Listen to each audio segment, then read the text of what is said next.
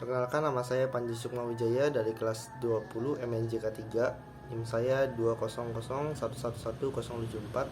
Saya di sini ingin mereview makalah dari pelajaran kewirausahaan Islami, yaitu tentang kewirausahaan.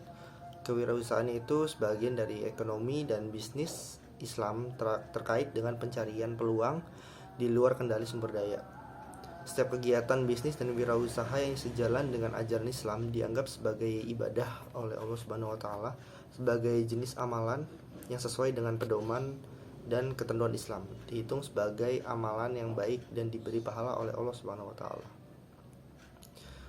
Dan Allah berkata, dan barang siapa melakukan perbuatan benar, baik laki-laki atau perempuan, saat beriman, mereka akan masuk surga dan tidak akan dianiaya, bahkan sebanyak noda biji kurma.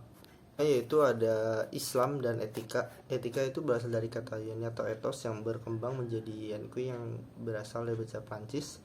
Dalam bahasa Inggris itu etika meliputi karakter, perilaku, prinsip moral dan mempengaruhi perilaku, dan nilai-nilai yang dipercaya oleh individu dan kelompok. Etika dan dalam Islam di sini yaitu sebagai perangkat nilai, norma atau landasan moral yang berkenan dengan perilaku dan perilaku individu dalam suatu kelompok sosial. Hal ini memungkinkan untuk mereka yang membedakan tindakan sebagai benar atau salah. Pembahasan etika Islam merupakan bagian dari kerangka pembahasan akhlak atau etika jiwa. Akhlak adalah istilah yang paling tepat untuk menggambarkan etika seorang muslim. Akhlak sebagai landasan akhlak mulia, dan etika jiwa biasanya mengacu pada akhlak dan sifat, tingkah laku, dan kebiasaan manusia. Akhlak tertanam dalam jiwa setiap individu dan tercermin melalui perbuatannya. Pembentukan etika wirausaha muslim juga dilandasi oleh nilai-nilai akhlak pengusaha muslim terkait pada konsep hubungan dengan Allah, hubungannya dengan orang lain, dan hubungan dengan lingkungan, baik itu intrinsik maupun ekstrinsik dalam setiap perilaku dan tindakannya. Ketika hubungan ini akan menghasilkan nilai-nilai etika pengusaha muslim yang meliputi takwa, kasih sayang, amanah, dan lain-lain. Selanjutnya yaitu ada Islam dan kewirausahaan. Ada berbagai definisi yang dikemukakan tentang wirausaha. Ini termasuk individu yang terlibat dalam suatu perusahaan atau bisnis baru,